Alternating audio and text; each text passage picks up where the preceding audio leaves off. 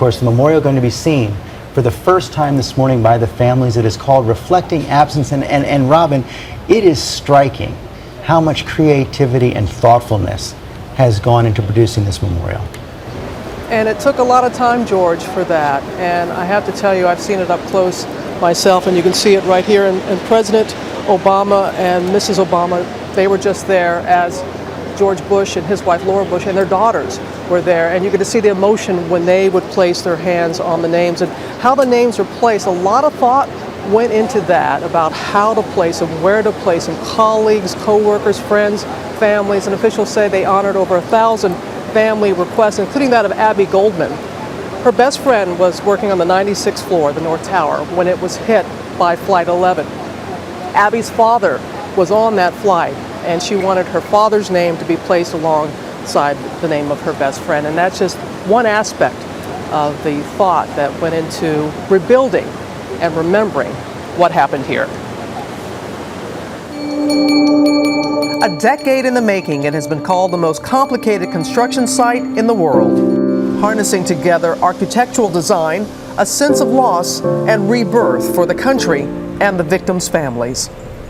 What are you hoping that they are going to experience and feel seeing the memorial? The purpose of the memorial is to give families a place to grieve, to tell a story so that we don't forget that our freedoms are fragile. With the 10th anniversary approaching, pressure mounted to get the 8-acre Memorial Plaza completed.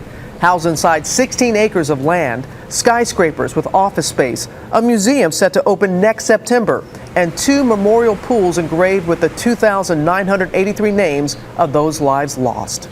The truth of the matter is, 10 years to do as much as we have done, I think, is very commendable. So this is going to be the reflection pool over here? The progress made since I toured the site last year with New York City Mayor Michael Bloomberg and Joseph Daniels, president of the 9/11 Memorial and Museum, is clear. Trees now flourish. I cannot get over the change in a year. And here, the survivor's tree. Tell us about it. This tree that survived on 9/11, 95% destroyed, and it's now flourishing amongst 225 other trees.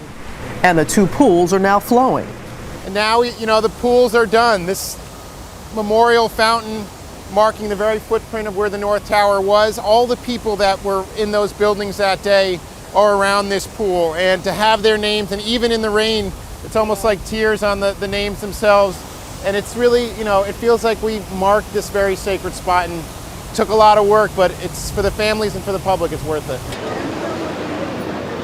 Rain that day, but a beautiful blue sky today for the families, and they will get a chance, as we've been saying, for the first time to see it today. It will be open to the public beginning tomorrow at 10 a.m., 10 to 8 p.m. They're only going to be able to allow about 1,500 people a day at this point, and you have to go online to reserve a ticket. And you have to remember, this is still an active construction site, and so for the next year and a half, they're saying they're going to have to limit the number of people that are going to come here and be able to see for themselves this spectacular memorial.